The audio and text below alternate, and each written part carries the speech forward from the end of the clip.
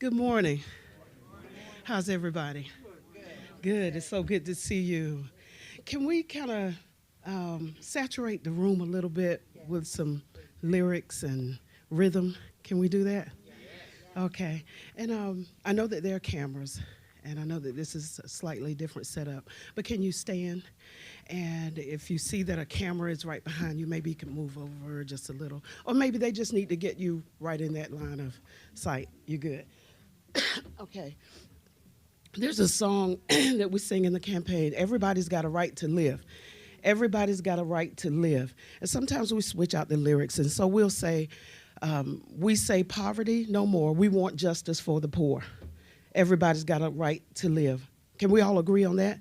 Yeah. We say poverty no more. We want justice for the poor. All right. Everybody's got a right to live. Everybody's got a right to live. We say poverty no more. We want justice for the poor. Everybody's got a right to live. Everybody's got a right to live.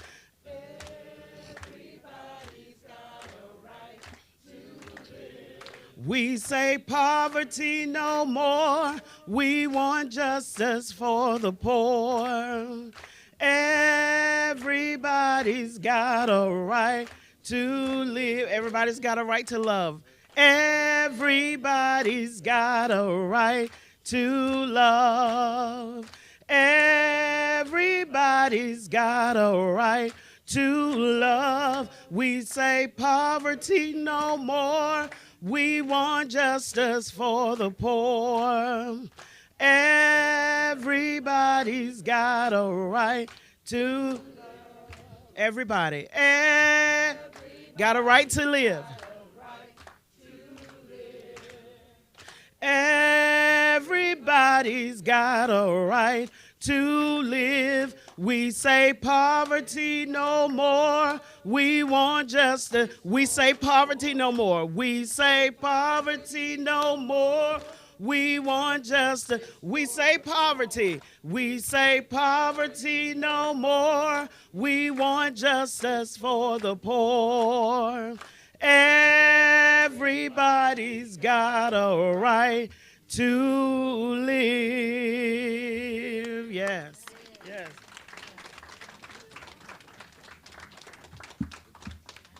We welcome everyone. Our prayer, O source of compassion and justice, we gather as one, drawing from the wisdom and sacred texts and the legacy of righteous leaders. With resolve of anchor organizations against injustice, we stand united in our hearts and in our commitment to dismantle systems of oppression and uphold the sacred principles of life, liberty, and the pursuit of happiness for all. O source of all compassion and love, we stand in solidarity against the forces of religious extremism that seek to divide and oppress. Inspired by the words of Fannie Lou Hamer, we declare that nobody's free until everybody's free. Like Rabbi Abraham Joshua Herschel, we march arm in arm with Dr. Martin Luther King. We recognize that prayer is meaningless unless it's subversive. We pray not only with our lips, but with our actions, challenging systems of injustice and dismantling structures of oppression. Dr. Martin Luther King reminds us, injustice anywhere threatens justice everywhere. We pledge to eradicate poverty and dismantle the systems of oppression that perpetuate it. For poverty is not humanity's natural state, but rather a result of unjust structures and policies. Oliver Elizabeth Hyatt, Frances Wright, Elizabeth Margaret Chandler, advocates for human rights, continue to inspire us with their unwavering commitment. We welcome each and every one. We say amen, amen, ashe, and shalom. And we say assalamu alaikum. You may be seated. We are so thankful to all of you who have gathered here this morning. As you can see, we're a little tight, but we're going to ask some other folk to come up. If you take your chair, Brother Jackson, put them right there on the corner. Our leader here in Washington, D.C., the tri-chairs from D.C., just put your chairs right there on the corner, because this is movement time. This is movement time, and when it's movement time, we can all be together. We are here this morning, and I'm here with our powerful co-chair, Reverend Dr. Liz Theoharis, and a bunch of people that you're going to hear from in a minute that we call anchoring partners. Not all of them. We'll be back probably early June to announce other anchors that are coming in. But we are here this morning to announce that on June the 29th at 10 o'clock on Pennsylvania and 3rd, we are calling for the Mass Poor People's Low-Wage Workers Assembly and Moral March on Washington and to the polls, June 29th, 2024. On March the 2nd, we had simultaneous actions in 35 states and the District of Columbia, where poor and low-wage persons, religious and moral leaders, and advocates joined at state capitals to launch a campaign to touch 15 million poor and low-wage infrequent voters in this country. This is the most massive block where transformation can happen. Over 33 million infrequent voters, poor and low-wage voters that can make a difference. In this season that we're in, our goal is to center the desires and the political policy agenda of poor and low-wage persons, along with moral religious leaders and advocates.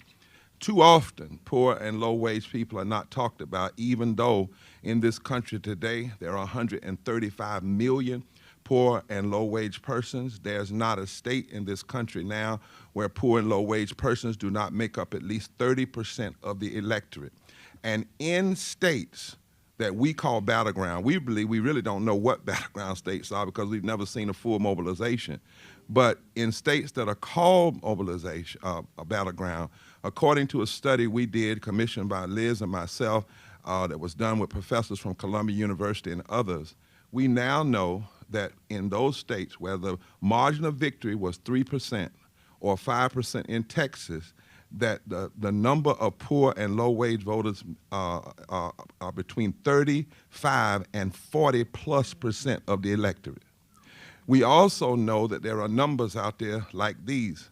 Where Liz is from, Wisconsin, the margin of victory in the last election was about 20,000 votes, but the number of poor and low-wage voters that could have voted was over 1 million. In Michigan, 10,000 was the margin of victory in president. The number of votes, poor and low-wage voters that could have voted that didn't was over 1 million. In Pennsylvania, 40,000, the number of poor and low-wage voters that could have voted was over 1.4 million. In North Carolina, the margin of victory was about 170,000, but the number of poor and low-wage voters was right at 1 million, just under 1 million, over 900,000. In other words, in those 4 states alone, which are states that are deeply concerned in the political structures, you had over 4 million poor and low-wage voters that could have voted that didn't, but the margin of victory was only 270,000 votes. Poor and low-wage voters are saying in this season that our votes are demands and not merely support for candidates. And what we're doing is mobilizing those votes and saying to candidates, if you want these votes, then talk to poor and low-wage folk. The number one reason poor and low-wage folk do not vote, according to the study, is Waking the Sleeping Giant, is nobody talks to them. We have debate after debate for Senate, for president, and the issues that affect poor and low-wage persons do not come up. We had in 2020 a bill come up to pass a living wage of $15 an hour in the union, which would have lifted 52 million poor and low-wage Americans out of poverty and low wage. 43% of African Americans alone. Most of the persons would have been white and women. And 8 Democrats and 49 Republicans said no to 52 million Americans. That 70% of Americans want a raise in the living wage because we haven't raised the minimum wage since 2009. Poor and low-wage folk and moral and religious leaders are saying no more. We must mobilize this power. And we want the media to be clear that when we talk about poverty, we're talking about in all of its areas: race, gender, geography. A third of all poor people live in the South. A third of all poor white people live in the South. Nearly 60% of black people are poor and low wage. But the majority of people who are poor and low wage are white. Over 40 million more than the number of black folk in raw numbers. The largest demographic of poverty is among women, predominantly white women. And our children now are 51% of all children are poor and low wage. These are serious matters. And we have serious power. So this is an offensive move. We're calling on people to come by the thousands to join with us. This is a time for a mass mobilization of consciousness, to call people to vote. We don't just need a political vote this year, we need a movement vote that's not based on party, but based on principle, based on where people stand on critical issues. So we're calling on folks out. This is a nonviolent. We are the resurrection, not an insurrection. That's why we're coming. And we're saying the last picture of what of D.C. ought not be people tearing the Capitol up and trying to tear democracy down. We need a picture of folk trying to build a democracy up and lift up all people, regardless of who they are. Regardless of who they are. So that's why we're coming. We have critical anchor partners that I will be introducing in just a moment. We have a promo we want you to see just before Reverend Liz comes, but we want folk to be very clear. Poor and low-wage people now have the power to shift and shape any election if they mobilize their power.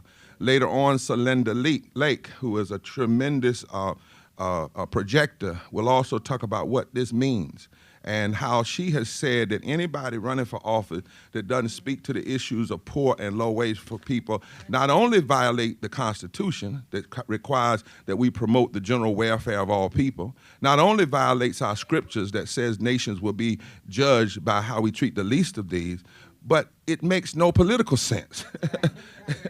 It's a form of political foolishness and suicide not to reach out to 87 million potential voters. And here is the agenda that we're unifying around. Now, every group up here doesn't agree. We're not to say don't agree. Some groups can't, for instance, speak on certain issues because it's not within their agenda. But what we've decided is we have to come together where we can come together. And that one thing affects the whole. Because we've learned something. The same people that vote against living wages vote against women's rights. And the same people that vote against women's rights, they vote against public education. And the same people that vote against public education, Liz, they vote against health care for all. And the same folk that vote against health care, they tend to vote against environmental justice. So if they are cynical enough to be together, we need to be smart enough to come together. So here's the agenda, and then we'll have the promo, and then our co-chair, Reverend Dr. Liz Theoharis, will come to the mic, and then we'll have others follow suit. Number one, our number one issue, I want you to hear this out there on the media.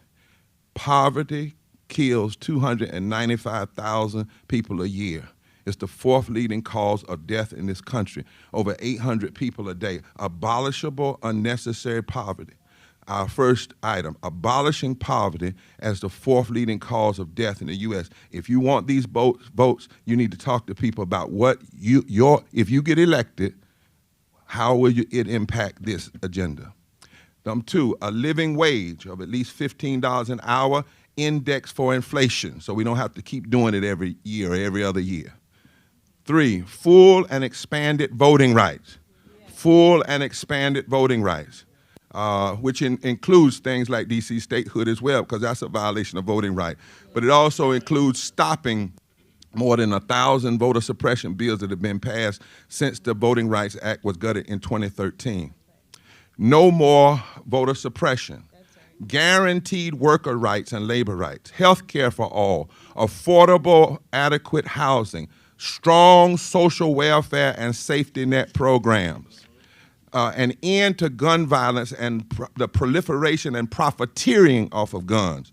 Fully protected women's rights. Environmental justice that secures clean air and water and land. Justice for all indigenous nations. Fully funded public education. Just immigration laws.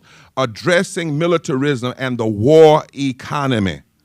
And 16, standing for peace, not war, calling for an immediate ceasefire in Gaza that allows immediate humanitarian relief, a release of all hostages, peace and justice be pursued, and in addition, an end to genocide around the world. Because we care about poor people in this country, we have to care about what's happening to poor people around the world. And then lastly, an end to hate, division, and the extremist political agenda. That's what poor and low-wage people will be listening for when candidates talk to them. That's what will mobilize them to get out and vote. That's what will wake this sleeping giant, and we intend to wake it all the way up. We will be leaving here today and mobilizing 7,000 activists that will be training in 35 states plus the District of Columbia, who are making a commitment. The way is 7,000, 45 a day, 6 days a week, over an 8-week period, actually means we can touch between 15 million and 16 million poor and low-wage infrequent voters every 8 weeks. We are working, and we're serious about what we're doing. I'm leaving here and going to Alabama to be with UAW and workers that are fighting in the South, and then to stay with 4 or 5 families over the course of the next month or so who are poor and low wage. We are serious. Amen. We are serious. We've been building now for 4 years, since 5 years almost, since 2018. 2016, 2017, 2018. Yeah, 6 years, right. But whatever the years have been, the bottom line is we never built to be quiet.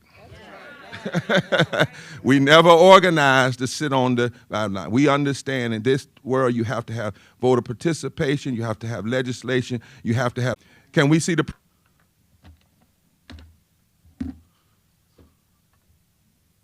Somebody's killing poor people, and it's going on. Yeah. When COVID happened, poor people were dying at a rate already of 800 people a day.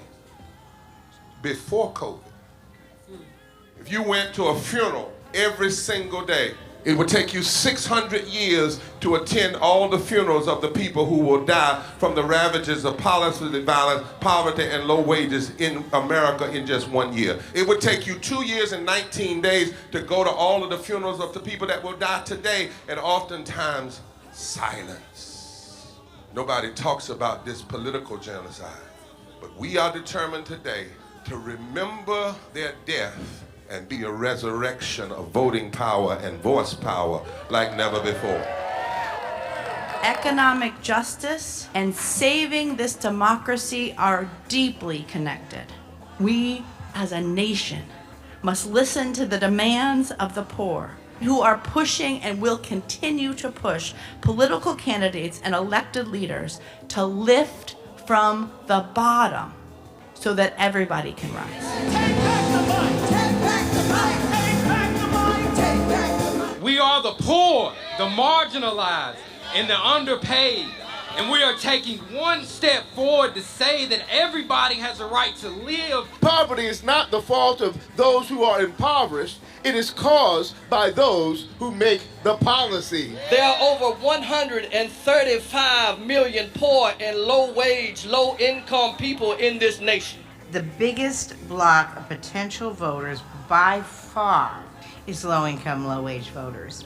I can't afford medicine. Sometimes I have to skip because of the cost. The farm worker community is tired of the violence imposed upon us by greed, exclusion, and denial of basic human rights. Those folk that represented by that casket, poor and low-wage workers who are the most moral people in this country because they go to work every day believing, even though going to work is hazardous to their health.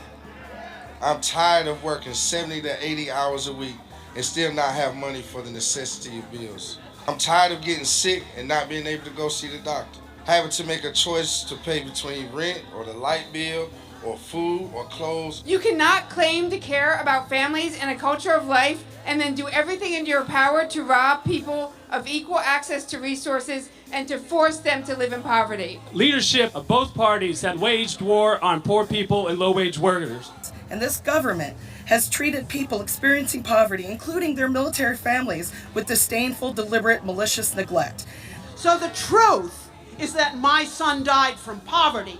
We refuse to accept poverty as the fourth leading cause of death. The fourth leading cause of death in this, the richest country in the world. We march today for our children and the generations to come. And we need to do it with the loudest voices possible, the biggest actions possible. We will voice our demands and register our vote. When we stand up and when we stand together, things change. There is the electorate that is, and then there is the electorate that should be. 34 million eligible poor and low-income voters did not vote in 2016. If just 20% of those voters in swing states were mobilized around an agenda, they could change the political outcome of every election. So we're launching the most massive voter mobilization and turnout campaign in history of poor and low-wage voters, allies, and religious leaders. People are dying, but we know it doesn't have to be this way.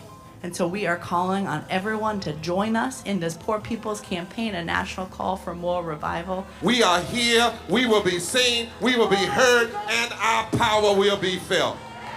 We don't need to be an insurrection. We are a resurrection that will be felt across this country. Are you ready? Ready? Ready? Ready? We are a resurrection, and we are ready. And we won't leave silent anymore.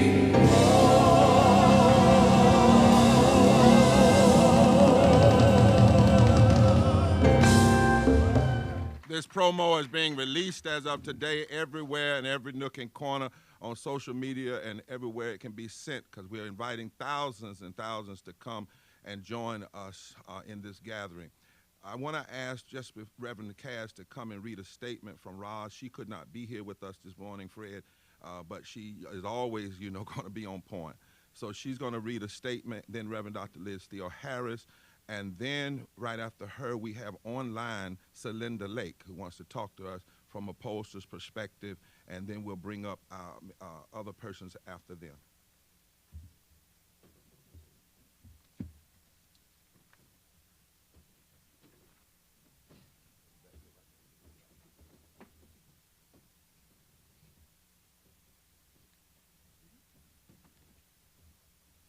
Good morning. This is a statement from attorney Roz Pellis, who serves as our senior advisor for the Poor People's Campaign, a national call for moral revival. This is a crisis moment for our nation and our democracy. A democracy must meet the needs of all its people. In order for our nation not to continue down this path of neglect of the needs of the many, extreme wealth for the few, and the denial of basic rights and freedoms that diminish our democracy, we need for our political leaders to become moral leaders and take seriously the needs and priorities of the millions of people struggling simply to survive. Congress must lead by bringing together and bringing forward comprehensive legislation that serves the needs of all people, like the restoration of the child tax credit and the raise of the minimum wage. The media must do more by covering the experiences of people struggling to get by, not just with the words and whims of the wealthy and the powerful. And the White House must treat poverty like the crisis that it is, if this administration is serious about saving our democracy. We must come together today as a coalition of consciousness, partnering organizations representing millions across the country impacted by this crisis. Today, we must speak with one voice as we raise demands for a restoration and expansion of fundamental rights. We have fought and died for fair wages for the work that we do, legislation and policy that ensures a safety net for our elderly, our young, and a high-quality standard of living for all. That is more than possible in the wealthiest nation in the world. Our pledge today is to make America a nation for all its people. We will assemble in Washington, D.C. on June 29th to make our voices and demands heard. We will then fan out all over the country to raise the issue that must be addressed in 2024 and beyond by politicians at the levels of government, and we will cast our votes in November. We must come together with this ever-growing coalition representing the millions of powerful assembling and moral march on Washington on June 29th and on into the polls in November. And as we say in this movement, forward together and not one step back. Thank you. Thank you, Reverend Carey. Good morning. Good morning. We're gathered together today as poor and low-income people, as clergy and moral leaders, as advocates and activists, agitators and organizers. We're from more than 30 states, from rural and urban areas of all genders and sexualities, races and ethnicities. We're from many different religious traditions and those not observant of a particular faith, but who believe we must bend the arc of history towards justice. We are young and old and all the way in between. We are some of the 135 million poor and low-income people in the richest country to ever exist. And we're mobilizing and organizing and educating people. And we'll be here in Washington, D.C. on June 29th, just 2 months from today, hearing the demands of poor and low-income voters, waking this sleeping giant, enlivening and enlarging the electorate of poor and low-income voters. When he was announcing the Poor People's Campaign more than 50 years ago, the Reverend Dr. Martin Luther King said, "Power for poor people will really mean having the ability, the togetherness, the assertiveness, and the aggressiveness to make the power structure of this nation say yes when they may be desirous to say no." Well, we are tired of no's. No to raising the minimum wage. No to expanding health care for all. No to call for fund war no more. No to programs of social uplift and economic uplift. No to ending death by poverty. And so we're building power for yeses. Yeses to invest in education. Yes to immigrant rights. Yes to voting rights. Yes to LGBTQ rights and women's rights. And to honoring and respecting indigenous peoples and tribes. Yes. Yes. Yes. To lifting from the bottom so that all of us may rise and thrive and not just barely survive. We know and we have heard and we will continue to hear this morning that poor and low-income voters make up nearly 40% of the electorate in some key places. And when we come together around a moral agenda, we have the power to fundamentally transform the politics of this nation. When we launched the Poor People's Campaign, a national call for moral revival about 6 years ago with the largest and most expansive wave of nonviolent civil disobedience at state capitals, we committed that we needed to gather in Washington, D.C. in June, every year before a big election, and invite elected officials and presidential candidates to hear the demands of this movement, to build this power, and to prepare for the work that we have ahead of us. It's immoral and it's wrong that we throw out more food than it takes to feed everybody. It's immoral and it's wrong that there are 5 abandoned homes for every unhoused person in this country, and yet millions have nowhere to lay their heads. It's immoral and wrong that there's not a county, a city, a town, anywhere in this country where someone working full-time on the federal minimum wage can even afford to rent a 2-bedroom apartment. And yet richest corporations are making billions, even trillions, on the back of low-wage workers. But as we know in this campaign, it does not have to be this way. The issues most important to the daily lives of the majority of people in this country are on the ballot this year, and we are turning up and turning out. We're going to make these politicians hear us because we are the people who have the power to transform this society. And when we show up for this mass poor people and low-wage workers assembly and moral march on Washington and to the polls, we're going to build the world that we all have the right to be in. We're going to build this movement. We're going to be led by the people. We're going to come together.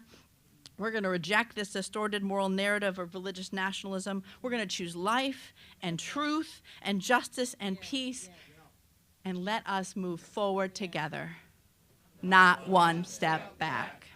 Amen. Amen. Amen.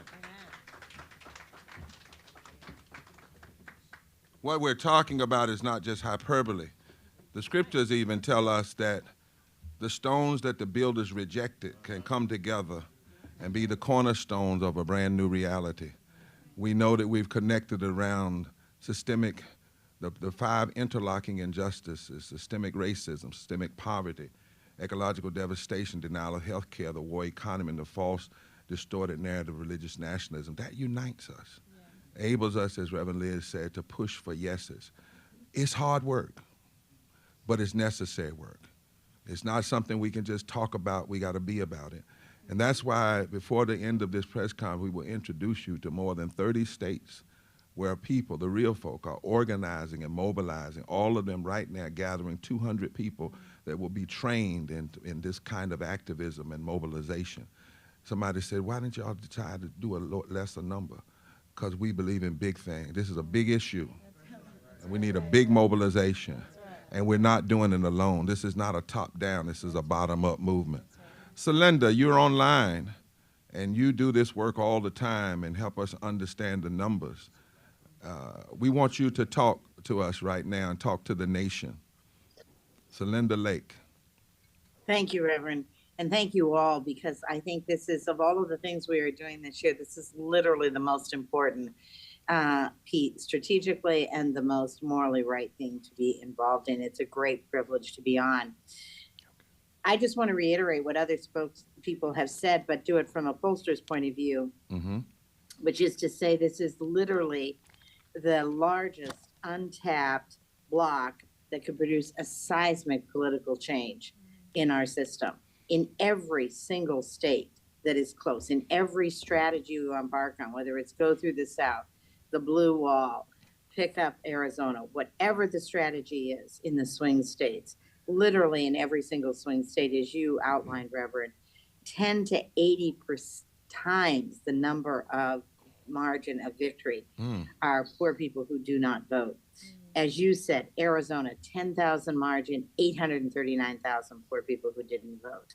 Georgia, 12,000 margin, 746,000 people who didn't vote. Wisconsin, 20,000 and 1 million. North Carolina, 74,000, 1.1 million. Every single state you turn into, 10 times to 80 times the margin of victory were present in poor people who didn't vote. But there is secret sauce here in this program. We can talk about it, but there are 3 things politically that I think this effort does that is truly, truly unique. One is reaching out to these voters at the grassroots. It isn't a top-down model. It's a bottom-up model. It's in community. It's local, and that's what will make the most difference.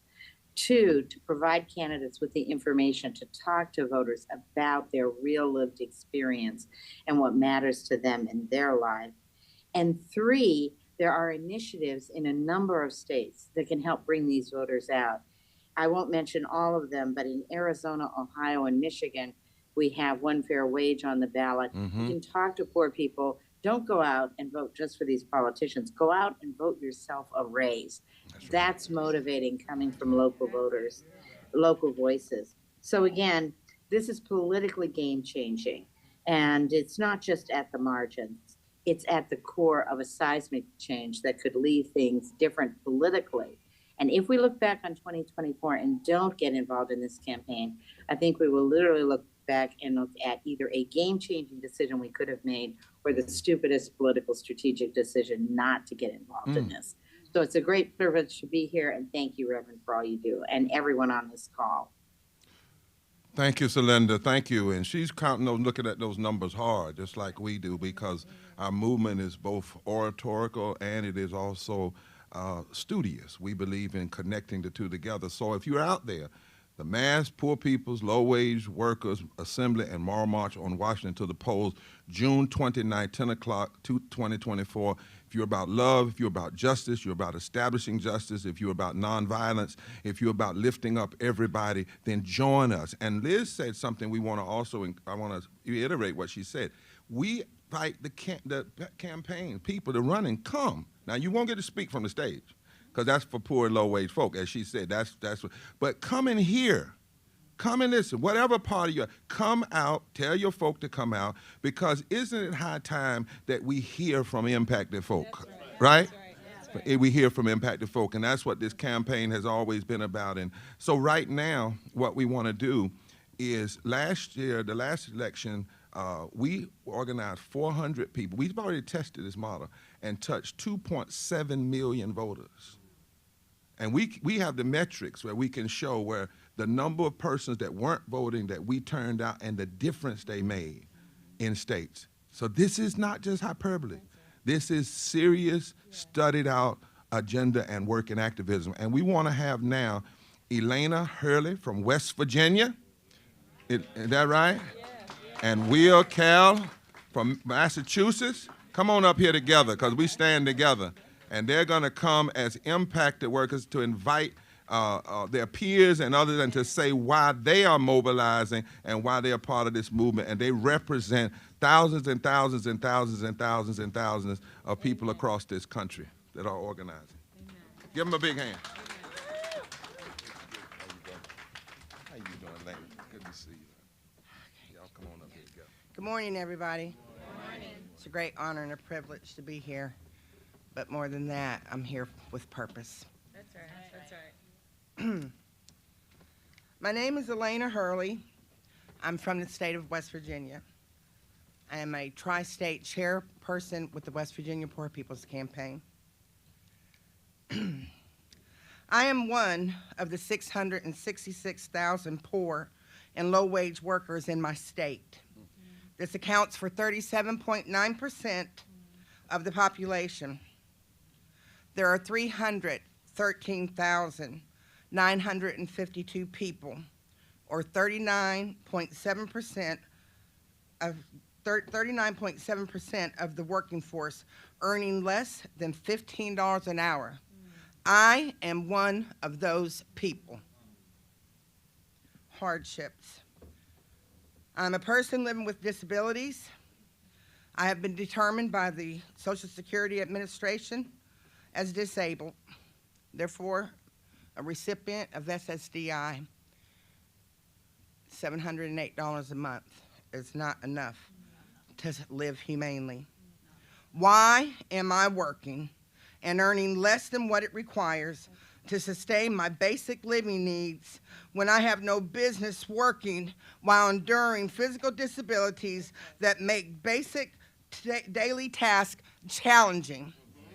I'm not alone. We just heard the gentleman on the video, and he said working is hazardous to his health. That's right. That's right. I had to make a sacrificial decision to return to the workforce just so I can try to meet basic human needs such as shelter, food, water, and utilities.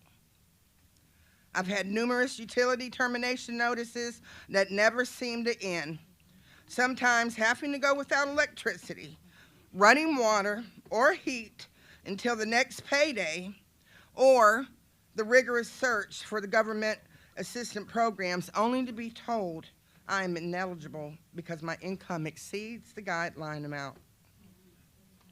With disability income and work income, I make a few dollars above the poverty threshold, leaving me not eligible for Medicaid. I've lost my Medicaid, my SNAP benefits, while maintaining a job with no health care benefits. My son's senior graduation year of 2023,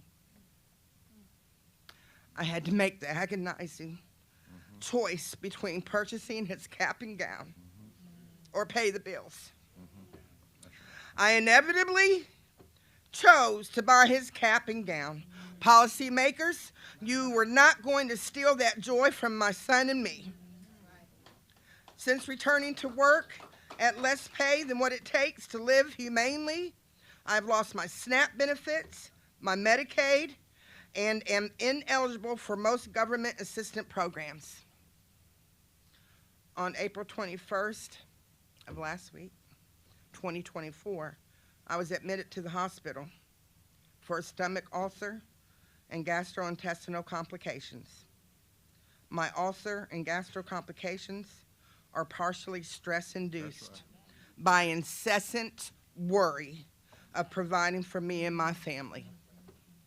I am exhausted physically and mentally, but not broken spiritually. That's right, that's right, that's right. That's it, Elaine.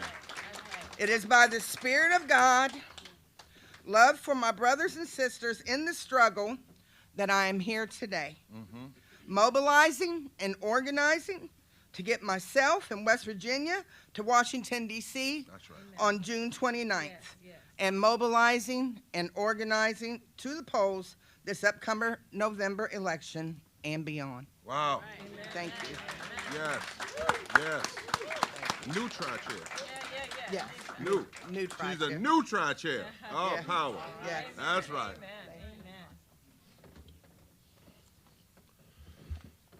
Good morning. You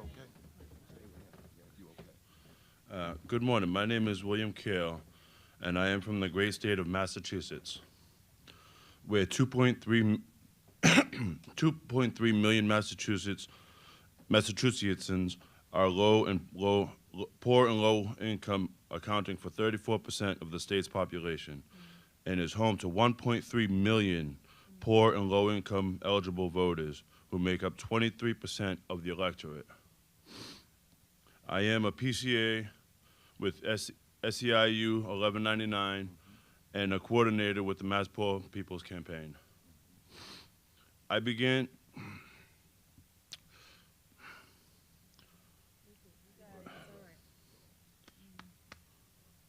apologies. No, don't apologize, brother.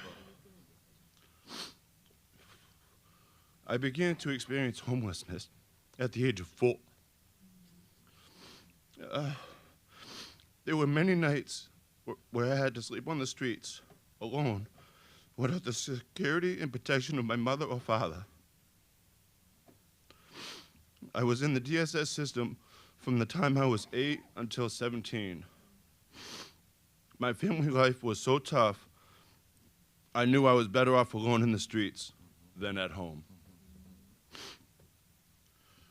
Low-wage paying jobs, violence, alcohol, and abuse of all kinds, caused in large part by poverty, was the main reason for my family's situation. As an adult, I went from working at McDonald's to becoming a personal care assistant. Despite my hard work as a personal care attendant, or PCA, being a father of 5 beautiful daughters has been extremely difficult over the years. COVID has made it even more difficult, and continued raised prices have made it near impossible, impossible, I say, to survive and thrive in this society. I find myself continuously struggling to ensure my children have the best life that I can provide. When I first started working as a PCA, I was only working 5 to 10 hours a week.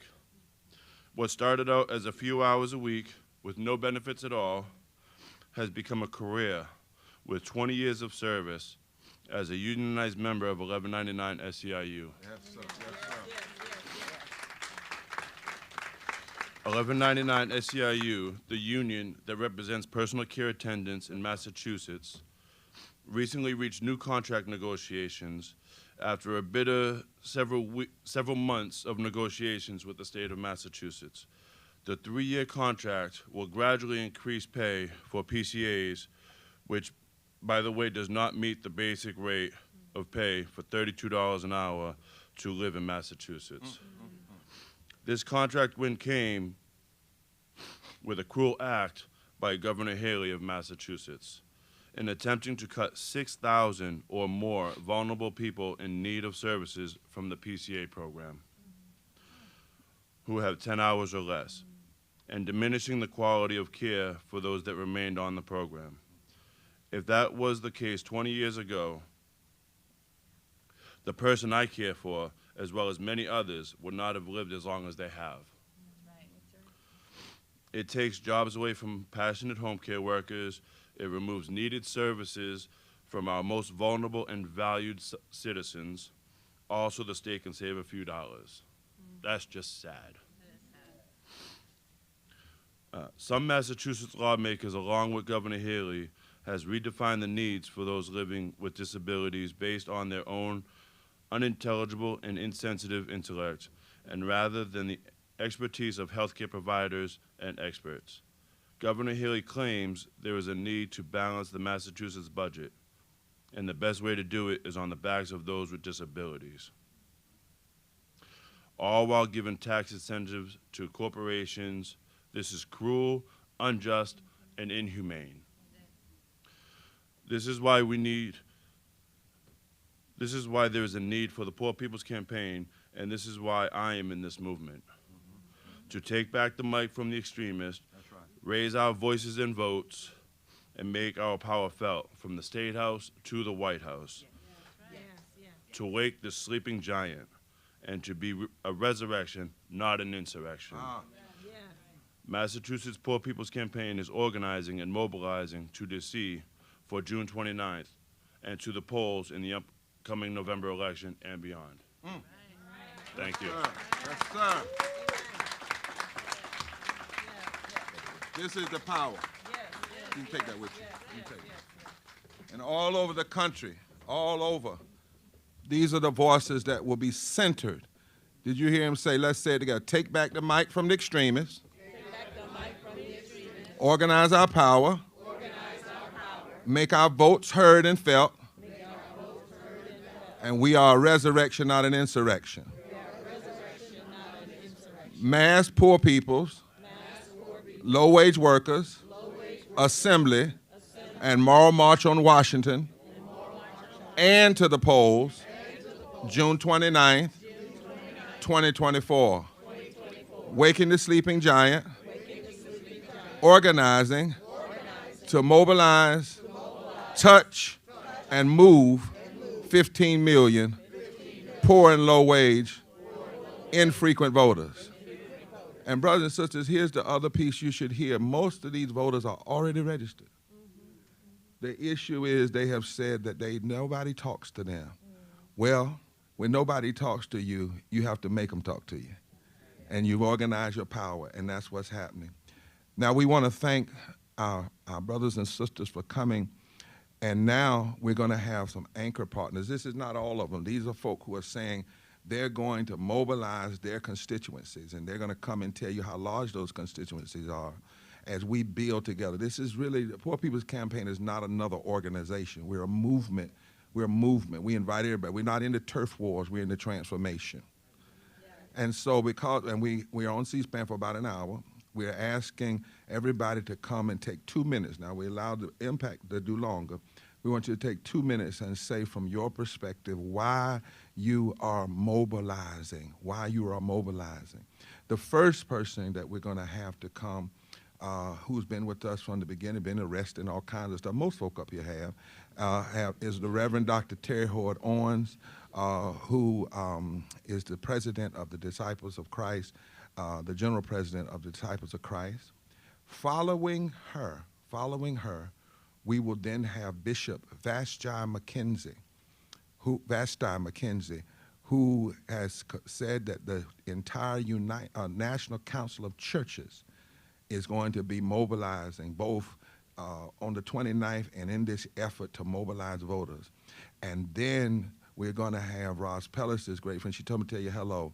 But Fred Redmond, the Secretary-Treasurer, represent the President of the entire AFL-CIO. This is huge stuff. This is historic. that have said we're uniting and coming in. And then a representative from Mary Kay Henry with SEIU. Is that a ratio? Is ratio? Ross, that's right here. That's right. Rossio, how you doing? It's been a long time. I know. But we also want you to know that George Gresham sends his regards, and that SEIU 1199 is also going to be mobilizing. And historically, you should know that they stuck with Dr. King, for instance, when others didn't. And you should also know that today is, I don't know if I mentioned this, but this is the 13th, let me see, the 11th anniversary of the beginning of Moral Monday in North Carolina. So the stars, this afternoon, the first 50 people would have gone into do civil disobedience, which led to tens of thousands and victory in a southern state. But it took us 4 years of fighting, because we're in it to win it for the long haul. So let me invite them to come as anchor, take the time that they have, and then we're going to bring up everybody else in that afterwards.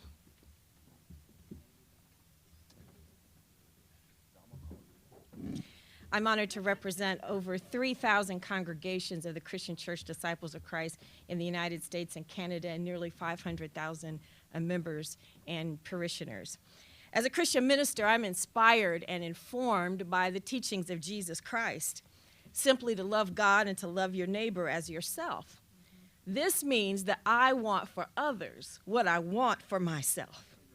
A living wage indexed by inflation that allows me to provide for my family, health care for all, safe and affordable housing, quality schools that do not depend on my zip code, the ability to vote without fear of intimidation or suppression, safety in the streets for my children from gun violence.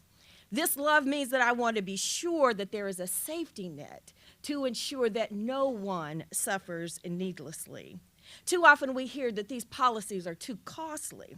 Well, I argue that if we claim to be a moral and just society providing for justice and the common welfare, we must ensure that those who do the work to build societal wealth share in societal wealth, not just the 1%.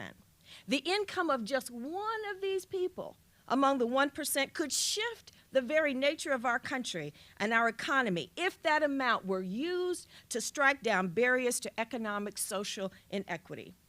We disrespect the humanity of over tens of millions of poor and low-income workers and voters when we say that they cannot share in the fruits of their own labor, when we say that it is okay for them not to be able to thrive. America, we have beautiful documents, beautiful words that we say. But poor and low-income workers do not realize and recognize these ideals in their reality. And if we are truly the nation that we say we are, we must march and vote so that elected officials will be demanded to enact policies that ensure that all have enough in our society. Let us be the nation that we say we are. There is enough, and we must show up in numbers to march, and we must show up in numbers to vote, because there is enough. There is enough. There is enough. Bishop McKenzie, National Council of Churches.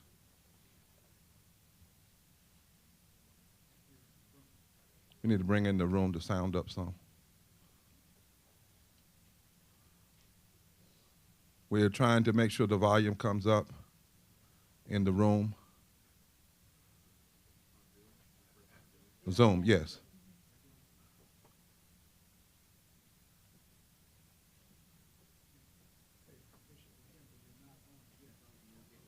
Yeah. You getting up? All right, that's good. You know, Liz, they always say, every time they pass money for military, they don't ever say it's a problem. But it's time now to not have a problem when it comes to funding, dealing with poor people and low-wage people. There is enough. Bishop, can you hear us? Yes, I can, Dr. Barber. We hear you now. Me? Bishop Yes. Barber, can you hear? Yes, we can. Thank you. Thank you for having us today, and thank you for everyone who has shared thus far. And Dr. Terry Holt Owens, who is also a part of the National Council of Churches. We represent 37 denominations, 100,000 congregations, and more than 30 million members. And we are here today to shed light on the urgent and dire circumstances faced by so many families and individuals in our country. As an anchor sponsor of the Poor People's Campaign upcoming March, we are committed to advocating for those who are living well below the poverty line, struggling to make ends meet on a daily basis, and unable to access basic necessities for themselves and for their families. Every day, countless children go to bed hungry. Parents work multiple jobs just to put food on the table. Families are forced to make impossible choices between paying bills and seeking medical care. This is not a statistic. These are not numbers on a page. These are real people with real lives who are suffering due to the systemic inequalities that plague our country. Our legislators, our political leaders have a moral obligation to use their power and influence in state houses, in Congress, and in communities across the country to address the urgent issues and work towards solutions that promote economic justice and well-being for all American citizens. So we call on our elected officials to prioritize the needs of the most vulnerable among us and to champion policies that uplift and support those who are marginalized and disenfranchised. We will not go silently into the night. And so we're going to stand together, raise our voices, and demand change. The time is now. The time is now for action is right now. We cannot afford to ignore the cries of the suffering and the pleas of the oppressed. So let's commit ourselves to creating a future where poverty is eradicated and where every person is able to live with dignity and respect, where justice and equality prevail for all of us. Yes, there is enough. Yes, yes, there is enough. I'm glad that the bishop said eradicate. We need to talk abolish and eradication, not just treating it a little bit. Not just treating it a little bit. Let's welcome our dear friend who's the Secretary-Treasurer for AFL-CIO, Brother Fred Redmond, who's bringing them to the table on today. Fred, thank you so much for being here. Thank you. Thank you. I am Fred Redmond, the Secretary-Treasurer of the AFL-CIO. We're a federation of 60 national unions representing 12.5 million working people in every state and territory and in all parts of our economy. We are honored and we are committed to come together with Bishop Barber and Dr. Theoharis and the Poor People's Campaign and our partners in the faith and civil rights and social justice movements to mobilize working people and use our collective voice to demand an end to systemic economic injustice and this scourge of poverty. The American labor movement, we fight for all working people and their families. We fight injustice in our communities and at work, and we are committed to vanquishing oppression in all of its forms. And look, there is no greater form of oppression than when a country with immense resources and wealth allows its people to suffer and die from a lack of resources. Poverty is a failure of the system. It exists because we allow it to exist. And Dr. King knew that. He saw poverty for what it was, a moral failing of our government. A government that allows its people to go hungry, to live unsheltered, to live sick or injured without access to health care. It is a morally bankrupt government. A nation, Dr. King said, cannot be a great nation if it is not a compassionate nation, if it cannot care for or concern itself with the nation's most vulnerable. It does not allow for the full humanity of every single person within its borders. Workers' rights, civil rights, and human rights are on the ballot this election. And America's voters will decide if we're going to stay the course and keep on this path toward a more compassionate government or revert back to its morally bankrupt nation. Look, the American labor movement is committed to registering, mobilizing union members and union families around the mass mobilization on June the 29th.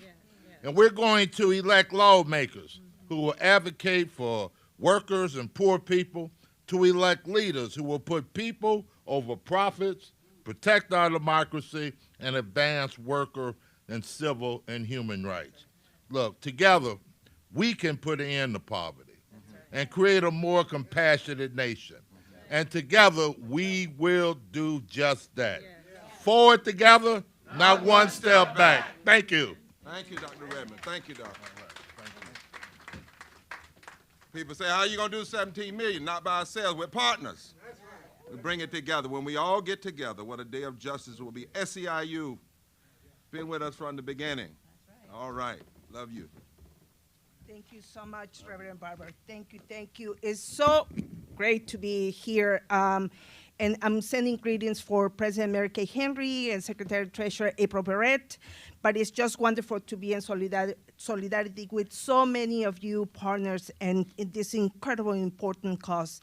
SEIU represents 2 million service and care workers, and we believe in a vision of a just society where all people are respected and all workers are valued, where all families and communities thrive, and where we live a better and more equitable world for generations to come.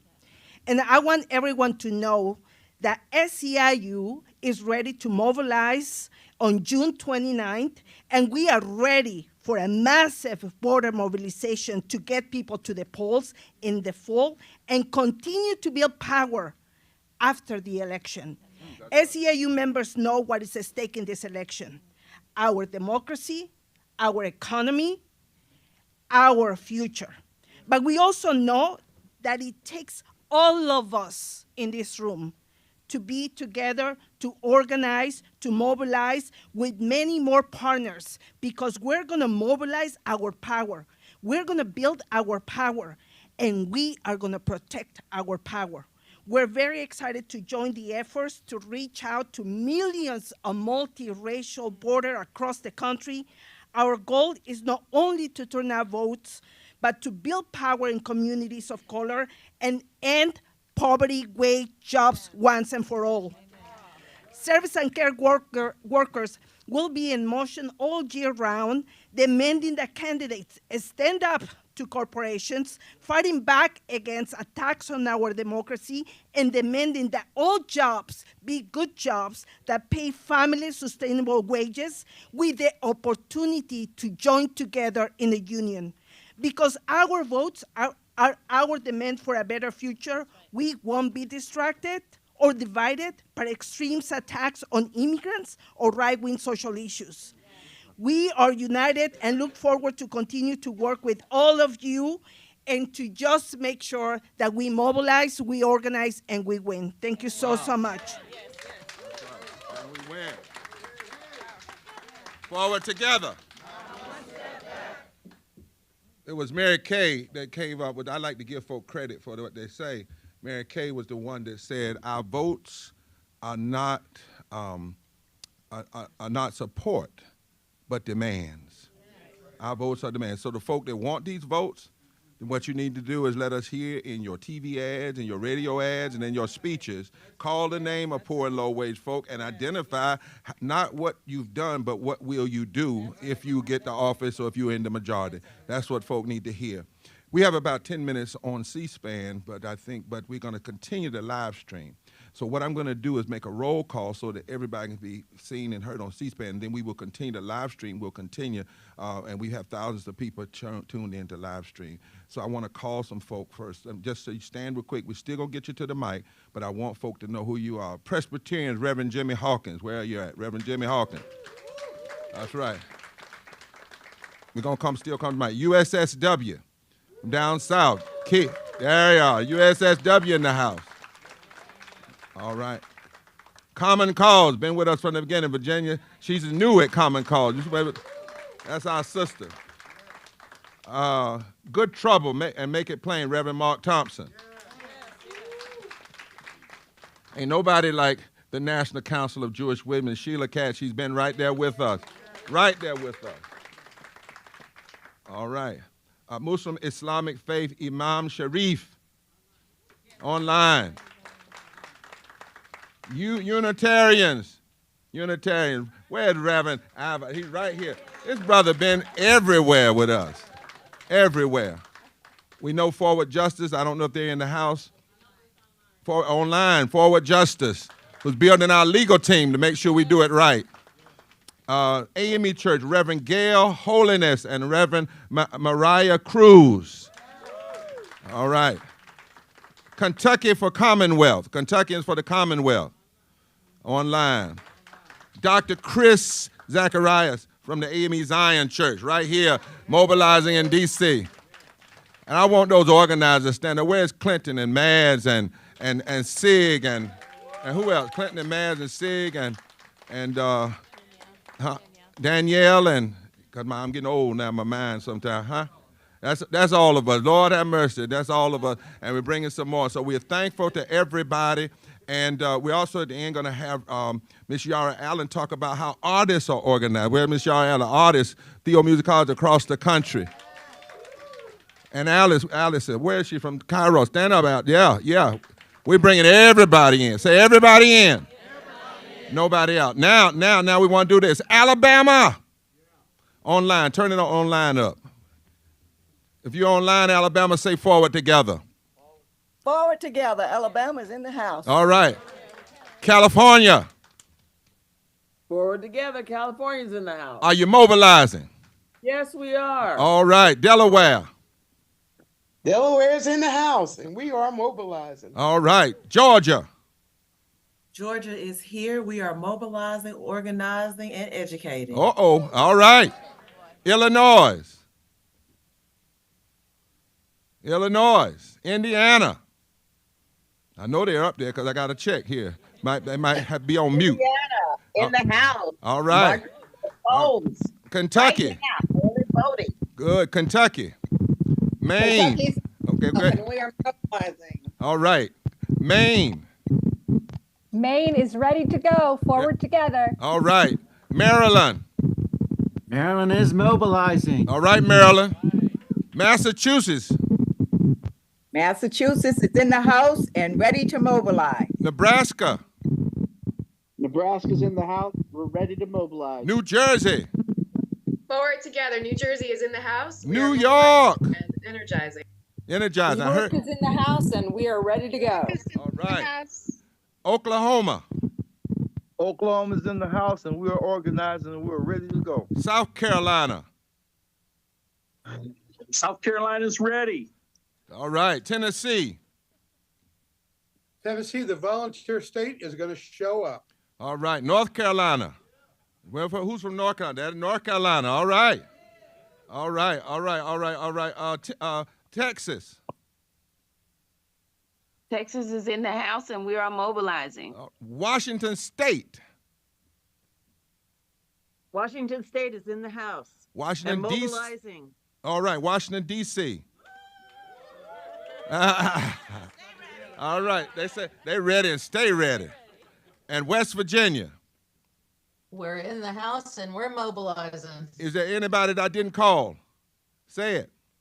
Rhode Island. Rhode Island. We're mobilizing. Who else? Kansas is in the house. And we're Kansas. mobilizing. All right. Missouri will be there. Missouri. Getting together with all y'all. All right. Anybody else? Oregon. Anybody else? Florida. Anybody else? You got North Carolina, right? North Carolina did do it twice. It would be nice anyway. Anybody else? So what you all, and so the media's purpose. Who's that? Which one? Mississippi. Mississippi. MISSISSI, humpback, I. All right. And what we want the media to know is that not only will people be coming on 29, but if they're way away, they'll be doing watch gatherings, mobilizing gatherings. They'll watch it and then afterwards do mobilizing to mobilize people to vote. We are serious about this. It's time to go offensive. It's time to use our power. It's time to mobilize it and make it felt. And so we want to recognize everybody there. Now we want to call on those of you who are in the house to come up and say why you're mobilizing. We know the live stream may go off with C-SPAN, but we're going to stay on the other live stream. So at this time, we want to bring up USSW. We want to bring up Presbyterians, Reverend Jimmy Hawkins. That's a whole nother connection, me and Jimmy Hawkins. And I'll tell you about it, Liz, one day if you give me $20, I'll tell you everything on Common Cause, right after Jimmy, and then Good Trouble, Make It Plain with Reverend Thompson. Then I'll come back and call the rest of the folk. 2 minutes, come on, at this time. Hey,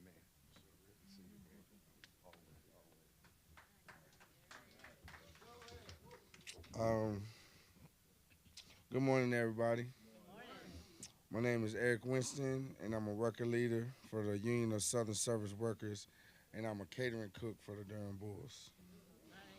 I started organizing because I'm sick and tired of the circles of poverty that comes from being in the service industry. I'm tired of working different low-wage jobs over and over, thinking that just working hard will get me what I need. I'm tired of seeing my elders in my life struggle to get by doing the same work I do. I'm working 60 to 70 hours a week and still not having money for bills. I'm tired of getting sick and not being able to see the doctor.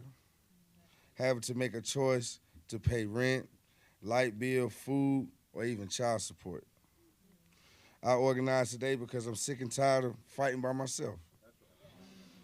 There's more people in my situation that may not look like me, but we go through the same struggles. So we only need to vote for politicians who will uphold workers' rights. I'm here today because 2024 is an election year, and we have the right to have our voices heard at the polls. Our right to vote is a precious right that our ancestors fought for. Many people died for our right to vote. So as working people, we should only vote for politicians who support the rights of workers, period. We need strong unions and a seat at the table. We need the minimum wage to be raised to a living wage, consistent scheduling and health and safety on the job, and we need to be protected from discrimination, period. Yes, sir. Yes, sir. My vote is reserved for politicians who will honor these demands. While we need to organize and put pressure, in addition to voting for the right people, I'll say this. We need to build unions with strong organizations and strong unions within our workplaces so we can put grassroots pressures on anybody who stands in our way. We need to build bridges between each other and not let the bosses or politicians divide us. When we fight for unity, there's nothing we can't achieve.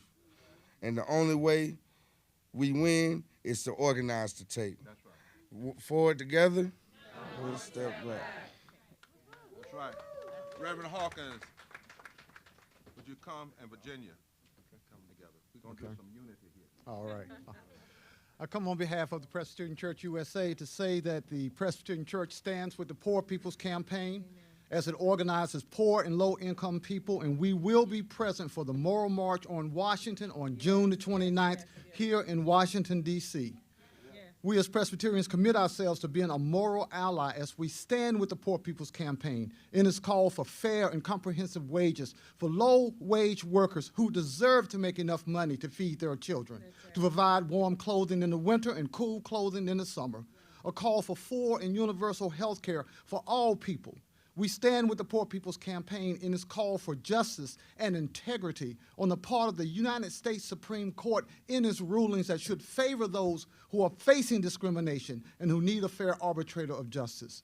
This is a call for the restoration of the Voting Rights Act. People have a right to vote in this country. It is not a privilege, and we stand with the Poor People's Campaign for all of the issues of justice for which it is putting forth. The Presbyterian Church will be there with you. Yes, sir. Yes, sir.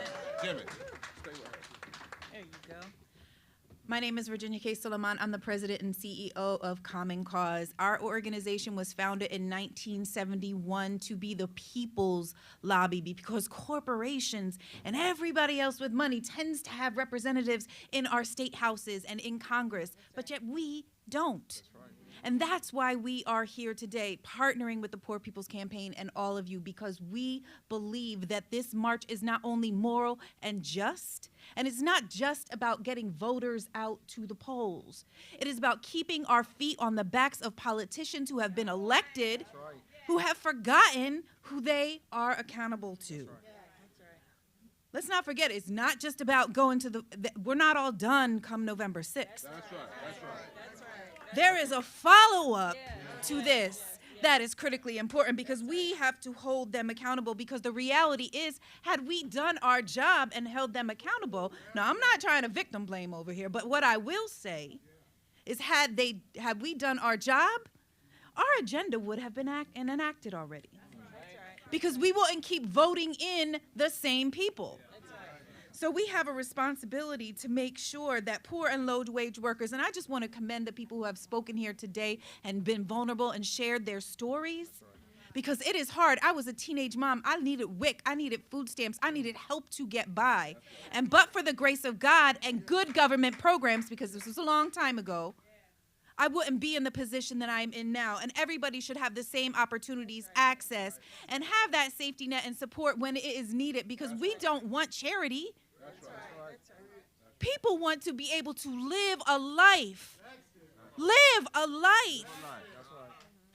And so that is why we are here today, not only to commit to the Moral March, not only to commit to this action on June 29th, and Common Cause will be there and we will turn up and we will turn out, but it is to be in solidarity with each of you and every poor and low wealth earner in this country who wants to have their voice heard, and to make sure that we stand together beyond November 5th to make sure that we hold our elected politicians accountable. Thank you. Thank you. Our sister is clear, and I'm glad she brought it up. Don't think that Liz and I are talking about this mobilizing 200 people and touching 15 million to just end on November. We're going to know where they are. We're going to keep all those contacts. We're going to continue to have folk, because we want to hear from these candidates. What are you going to do the first 50 days? You're going to tell us now so we know our votes can be support. It's not about party. It's about support. It's about support for policy, not just for individual and personality. Am I right? So at this time, we want to ask to come together. We've got our dear sister to come up, where is it, who's with the Jewish Women, National Council of Jewish Women, Sheila. And then we want to ask Imam Sharif. He is on the screen, I believe.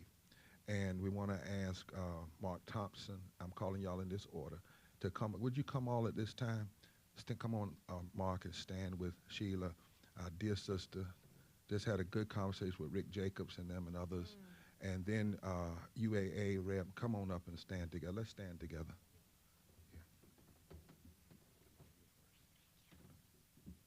Yeah. We bring everybody together. Yeah. Chag Sameach, happy Passover. As we gather during this holy time for Jews, we reflect on Passover's story of liberation for the Jewish people. We remember Moses' plea to Pharaoh, "Let my people go." True liberation, however, is not achieved by solitary leaders, but by the collective efforts of a Kehila Kadosha, a holy community, a community that rises against the multitude of oppressions plaguing our society. Today, we confront the pervasive injustices that afflict our nation: systemic racism, economic exploitation, Christian nationalism, misogyny, homophobia, anti-Semitism, Islamophobia, ableism, and more. These injustices manifest in policies that perpetuate poverty, deny health care, and suppress the voices of marginalized communities. But we refuse to accept this reality. We refuse to be complacent in the face of injustice. Together, we mourn the victims of gun violence, racism, and bigotry. Together, we reject the erosion of women's rights and human dignity. Together, we commit to bending the moral arc of the universe toward justice. Together, we mobilize to get 15 million poor and low-wage and infrequent voters to the polls.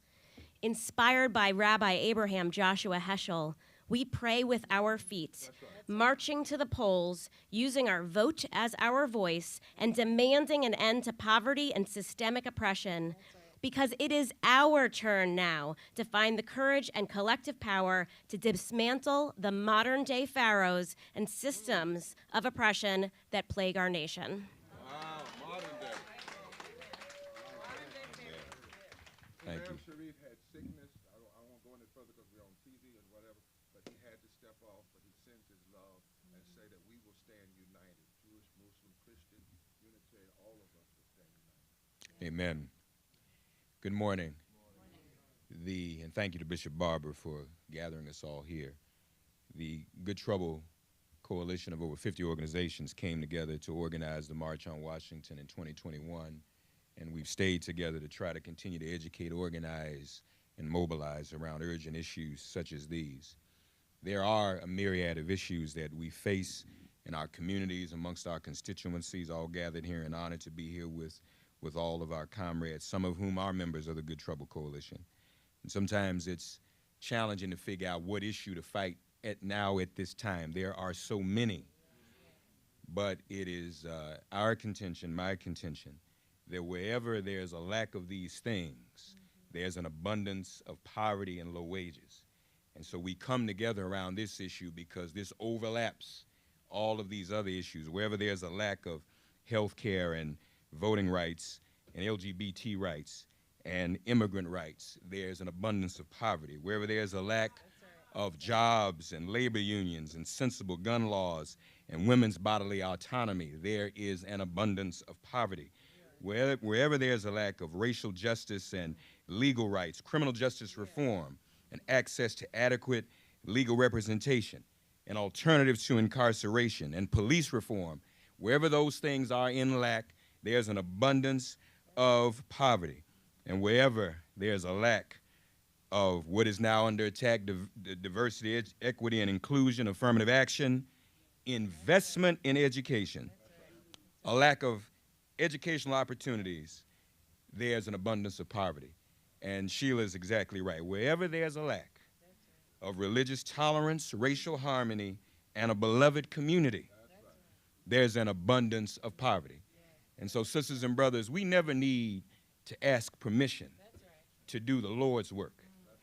I contend we do not need to ask permission to finish Dr. King's work. He didn't retire. The Poor People's Campaign, folks didn't come together and decide, we're just not going to do this anymore because we're bored and we're not interested. We know what happened, and it is our duty to pick up this baton and move forward. And lastly, they always talk about the people who don't want to vote. People aren't going to vote. But they never talk about the impoverished and low-wage individuals. And we want to lift them up and bring them forward. And if we address these issues, we'll address all these others. So God bless you all. Forward together, not one step back. There were 15 presidential debates in 2020, and not one of them took 10 minutes even to talk about the policies that would impact 140 million people at that time and 295,000 people that were dying from it. No more. No more. We will center poor and low-wage people into the center of our political debates, discussion, and policy making. And make it clear this is a march. It's about love, it's about truth, it's about justice, it's about nonviolence, it's about hope, and it's about building righteous power for good. At this time, we want to ask Reverend Abi to come to UUA. We want to ask Reverend Gail Holiness, if she's still here, and Mariah to come. We have Kentuckians for the Commonwealth, I think, online, if they're still online. And Forward Justice is online, so they will come at the end of those who are here. Reverend Dr. Chris Zacharias and Reverend Dr. Jackson. So in this order, Reverend Abi, if you'd come, Gail, Mariah, and Chris, and then we'll do the ones online. Okay. Thank you, sir. Thank you, Reverend Barber and Reverend Dr. Theoharis, for bringing us together. I am with the Unitarian Universalist Association and Hindus for Human Rights, two movements that are guided by the principles of affirming and promoting the inherent worth, dignity, and divinity of every person, and justice, equity, and compassion in human relations. I am guided by the ancient Hindu text from the Upanishads, Sarvesham swastir bhavatu, Sarvesham shantir bhavatu, Sarvesham purnam bhavatu, Sarvesham mangalam bhavatu. May all be well, may all be peaceful, may all be whole, may all be fit for excellence, and may no one suffer. We are at a critical moment in our nation's history where the very essence of our democracy is under threat. And that's not an understatement or an overstatement. Across our land, policies are being proposed and passed that erode the foundations of our democratic principles, denying basic rights to millions of our fellow neighbors. And as we confront this harsh reality, we must ask ourselves the question, what kind of democracy do we want to live in? Because it's a staggering truth that over 135 million people in our nation are poor or just one emergency away from economic devastation. Millions of workers earn less than a living wage, with women and people of color disproportionately affected, and yet the voices of poor and low-wage workers are too often ignored in political campaigns. We find ourselves in a moral crisis, and we have allowed poverty to become the fourth leading cause of death in the wealthiest country in the world. We should be ashamed.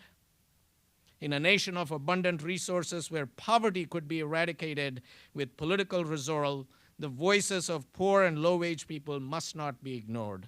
And therefore, we are mobilizing and organizing for a movement that champions the rights of all, prioritizing access to health care, debt relief, living wages, and robust anti-poverty initiatives, and an expansion, not suppression, of voting rights. And we confront the insidious influence of militarism and the war economy, perpetuating violence at home and abroad. And we urgently demand an immediate ceasefire in Gaza, enabling critical humanitarian aid to the people and the release of all captives.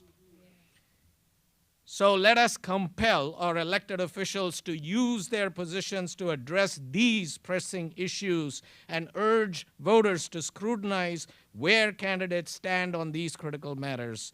Our votes are not just for support, nor are they entitlements of support. They are our moral demands for systemic change. And so, friends, join us in this urgent call for change. Join us with the Poor People's Campaign, a national call for moral revival, mobilizing in Washington, D.C. on June 29th, and to the polls and beyond, where our voices will be heard and our demands for change will not be ignored. Forward together. Not one step back. Thank you so much. Thank you. My fellow advocates, partners, and champions of justice, I am a reverend from the historical African Methodist Episcopal Church, consisting of over 7,000 congregation and 2.5 million members across the globe. As I stand here today, united with you all by a shared commitment to both justice and equality, we are reminded of the profound challenges facing our nation. This national call for moral revival seeks to ignite a flame of hope. In the hearts of millions, calling upon us to confront the interlocking injustices that grip our society today. On June 29th, I am so excited to partner alongside thousands of my fellow human beings for this mass moral march on Washington. It is a mobilization of unprecedented scale as we reach out to 15 million infrequent voters across the country. And in this critical moment when our democracy hangs in the balance, we must stand as moral witnesses and mobilize for a movement vote to save our democracy and to save the hearts of this nation. You all, we are in the middle of a moral crisis, a crisis that is marked by the grotesque disparity between billionaire wealth and the prevalence of poverty. But let me be clear, we do not lack resources. We do not lack solutions. What we lack is political will. It is time for a third reconstruction, a bold vision that builds upon the transformative legacies of our past. And so we call upon our elected officials, we heed the voices of the people to use their power to enact meaningful change. And we call upon the people, like my sister said, to hold them accountable. to stand with us in this fight for justice and equality. We can no longer allow those in power to speak louder than those in need. It is time to take back the mic and get loud. Forward together, not one step back. Yes. We're so thankful for the AME Church. Now AME Zion. You got AME and AME Zion together. AME Zion in the house, the Freedom Church, Reverend Dr. Zacharias, Faith Chair, Tri-Chair of D.C. Poor People. Every faith tradition tells us that health and vitality of a society is judged on how it cares for people impacted by systems of poverty and treats the most vulnerable of us. The way back to health, says the prophet Isaiah, make justice your aim, redress the wrong, hear the orphan's plea, defend the widow. And as a faith leader, Reverend Dr. Martin Luther King Jr. reminded us of the urgency of now, which demands a democracy in which workers make a living wage. Right now, even low-income Washington, D.C. residents make up 39.6% of the state population. To meet basic needs, 2 adults with 2 children must earn over $29 an hour as a minimum wage is increasing in D.C. An individual must still work 83 hours a week to make ends meet to reach $70,000 a year to live comfortably. The rising cost of living has contributed to Washington, D.C. having one of the largest homeless populations in the country, with 9.3 people per 1,000 residents experiencing homelessness. This has to stop. Poverty must stop. And as a faith leader, I'm willing to help it stop. AME Zion Church is mobilizing all faith leaders to join the movement to fight for living wages, health care, and affordable housing and voter mobilization. When we do this, the poor and low-income eligible voters will go to the polls and sway the election outcomes for their betterment. If you are a faith leader, and moral and religious leaders must address and challenge the interlocking systems, evils of poverty, racism, ecological devastation, militarism, and warped moral narrative of Christian militarism. Join us. If you believe that moral and religious leaders must address and challenge abolishing poverty as the 4th leading cause in the United States, join us. If you believe that moral and religious leaders must address then challenge the living minimum wage of at least $15 an hour, indexed or for inflation. If you are a faith leader, believe in full and expanded voter rights, no more voter suppression, join us. If you are a faith leader, believe in guaranteed workers' rights, labor rights, health care for all, and affordable and adequate housing for all, then join us. Because on June 29th, a rally cry of demands of a right now action of demands to end hate and division, extremist political agenda. The moral cry of the poor will be heard. Join the Poor People's Campaign and the movement, because we're forward together. Not one step. Amen. I'm Alvin Jackson with the Repairers of the Breach. I'm pleased and proud to stand here today with Bishop Barber, Dr. Liz Theoharis, my General Minister and President, Reverend Terry Howard Owens, and all of our anchor partners, and with all of you. I'm pleased and proud to stand ready for a resurrection, not an insurrection. June 29th, 2024, 3rd and Pennsylvania in Washington, D.C. And I'm also happy today to announce a new initiative of Repairers of the Breach, a new initiative in the season of holy seasons, Passover for our Jewish siblings, Ramadan recently completed for our Muslim friends, and Pentecost coming for the Christian community. I'm pleased to announce a new initiative of Repairers of the Breach, Keeping the Faith campaign. Keeping the Faith campaign, where we are calling on faith leaders to sign the New Haven Declaration. New Haven Declaration reclaiming our prophetic voice and speaking and preaching and teaching and leading on the big moral issues of our day, not being distracted by things that distract us, but preaching on the prophetic issues of the day, signing the New Haven Declaration. Secondly, we have started screenings, 50+ screenings all across the country of the film, the powerful documentary, Christian Nationalism's Unholy War on Democracy. Faith communities all over the country are signing up. Alabama, see the Reverend Carolyn Foster just signed up for 7 screenings in the state of Alabama. And we're calling on faith communities during the Pentecost weekend to screen and host screenings of this film. We are using the screenings to organize and mobilize for June 29th. So we invite you to sign up and join us in that. And I'm happy to announce that a lectionary resource is being made available, the Forward Together lectionary resource. We hope this resource will be used by all of our communions. It's a powerful preaching, teaching resource leading up to June 29th. The email is keepfaith@breachrepairers.org. keepfaith@breachrepairers.org. Write us, respond to us, because what? We're standing and we're ready for June 29th. Not an insurrection, but we're ready for a resurrection. We are ready for a resurrection. Forward together. Not one step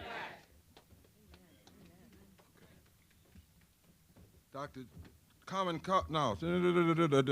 Forward justice. Forward justice. Whew. Forward justice. And Kentuckians for Commonwealth. You online? Yes, I'm here online. You all hear me? Yes. Good morning. My name is Janelle Bruce, and I'm an attorney with Forward Justice, one of the anchoring organizations for the June 29th, 2024 Mass Poor Peoples and Low-Wage Workers Assembly and Moral March on Washington and to the polls.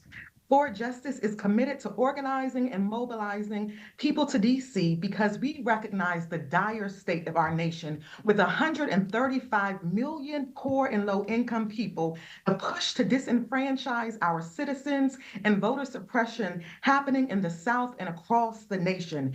Change the South, change the nation. With unprecedented attacks, we must remain steadfast and committed to action. That's why we'll be in DC, and that's why we're going back to court next Monday to challenge North Carolina's discriminatory voter ID law. Not only will we fight racist voting laws, we will keep fighting for the voting rights of formerly incarcerated people who legislators seek to silence through disenfranchisement.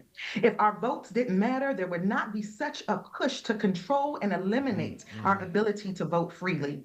We must demand the expansion and not the rollback of voting rights. People's voices matter. Poor people's voices matter. Incarcerated people's voices matter. Despite the money spent on mass incarceration, the condition in our nation's jails and prisons are horrific.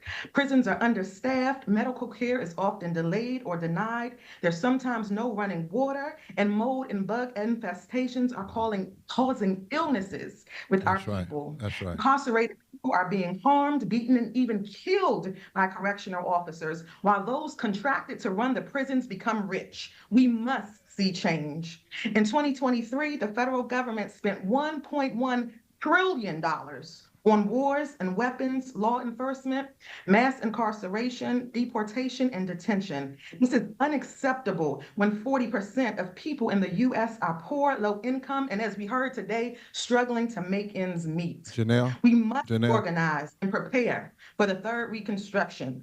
We stand with the campaign's call for an immediate ceasefire in Gaza and an end to the machine. Yes, Bishop. Yeah, we're going to have to move because we've way over our time. What I wanted you to make sure you let folk know that you all and the other legal groups are going to be handling this legal press, because some people know, there are people that try to trip you up when you start talking about moving and registering voters. We got the issues, but what we want Forward Justice and what we want the Center for Constitutional Law and the others is to make sure you let the folk know and the media know that's here that you all are surrounding us with the legal protection that we need in every state. That's the piece we need. Thank you so much. Kentuckians for the Commonwealth. Hey, it's Tana out here in Kentucky. This is our short name is KFTC, Forward Together, Not One Step Back. We want you to know that we are mobilizing here in Kentucky. And on June the 29th, and we're mobilizing people to get to the polls, but we are excited about June the 29th. We will be in D.C. We will be strong as usual. We will bring our voices, and we need this movement. We need people to vote in Kentucky. We need these awesome suppressive laws to be overturned. We're looking forward to coming to D.C. I'm going to keep it short and keep it sweet. Forward together, not one step back. We're on our way. All right, on our way. I like that. And so as we come to close, members of the media, you can have questions after we close this. Is that right, Joe? We do have several things. The website's going live today. We have this flyer, but there's another flyer that has Liz and my picture on it. We want to push that out. The next time we're going to have a flyer with all of the various emblems and symbols and of the anchor partners. We're going to have on June the 3rd a united press conference with all of the states. They'll be doing press conferences in their state, and we'll probably come back with another with additional anchors. We continue to build and build and build. We're going to be pushing out. Last time we ended up with over 400 persons that were anchors. And so what we also are glad is that we don't have to have a purist unity. We're not going to engage in that. We are uniting around what matters. You know, sometimes folk have to have such a purist they can't organize. And I do want to make sure we say not only that last piece, but also we stand against the genocide that is happening to poor people around this world, Somalia, the Congo. We got to lift up those things as well. What has happened historically to Native Americans and continues to happen. We cannot just look past those things. But at the front of all of this, as Mark said, how it unites us, as Liz said, how it unites, you cannot talk about a democracy and not deal with poverty and low income and low wage. You just can't, because what you have without that is an impoverished democracy. And you have an impoverished democracy where you do not establish justice, you are not promoting the general welfare, you are not providing for the common defense, and when none of those things happen, you cannot ensure domestic tranquility. Actually, you ensure the opposite, that there will be domestic pain and disunity and hurt because of the pain that exists. That does not have to be. That does not have to be. I remember one day, Liz, when you and I were talking, and Liz said something I've never forgotten. She was just kind of talking one day, and she said, Rambo, this ain't radical. It's just right. You know, living wage, not something radical. It's not some, I mean, it's radical to folk that don't want to do it. And if they were more interested in the 400 families that make $97,000 an hour while they're arresting people that make 15 or less, but it's really just right. And we're calling on this nation to do right. We're not just giving up our votes anymore, nor are we staying home. We're doing this before the conventions. Why? Because after you see the massive power all over the country, conventions you'll have an opportunity to address. That's why we're doing it in June and not in August or September. This is very strategic. And we're also finally going to be calling on the Senate or the House, either one, to bring up two pieces of bills, where living wages and voting rights. It makes no sense that we got one vote on living wages and that ended it. We lost, and one on voting rights. Bring it up after the 29th, pass it, and force either the House or force either the Senate to deal with it so that people know where you stand by where you vote. And then say, and if you get, and what we want to hear, what people want to hear is not your party, but they want to hear, if we get elected, this is what we're going to do in these areas. This is the change that's going to come in the first 50, 100 days. You don't have to worry then about whether we endorse you personally. If you talk to the people, if you talk to poor, low-wage people, these 87 million people, they will talk back to you at the ballot box. Forward together. Yara, would you come up and close us out here? Can we all stand together all around this room, just stand together? Powerful day today. We'll be meeting soon together. Thank all of you for coming. Those of you able to stay. Some people had things they had to do, but they were here. Amen? They were here. Also, Bishop Flunder wanted me to tell you that T-Fam is in. the T fam is in. She sent a text, said, make sure that that you know that the Fellowship of Affirming Ministries is fully engaged in our effort. Yara? Where'd she go? Why is she all the way behind me? Get away from me. All right. This is amazing. This is beautiful. So I stand also on behalf of co-director Sharon Rebar, and together we co-direct the Theomusicology and Movement Arts with the Poor People's Campaign, a national call for moral revival. And we are organizing artists from over 30 states. Over 30 states. 2 years ago, we had 17 states represented, so we can see the growth. This year, over 30 states will be represented in music. You know something, Dr. Bernice Reagan said of the civil rights movement of the 50s and 60s, that artists were out there putting their bodies, their lives against the system. And then it was the incomparable Miss Nina Simone who said that, in my opinion, the duty of an artist is to reflect the times. And so the artists of today are doing just that, reflecting the times that we're living in. Also, I want to remind you that it was Mavis Staples who talked about how she came to sing the justice music. Her father met Dr. King, and on the way out after that meeting, he said, I really love what he's talking about. And you know what, girls? If he can preach it, we can sing it. Uh-oh. And so the artists are prepared to lift music with messages. We are ready to stand and put our voices and our bodies against the system of oppression. Yeah. So on June 29th, we will be calling on some of your artists and your organizations as well to form this beautiful moral fusion choir.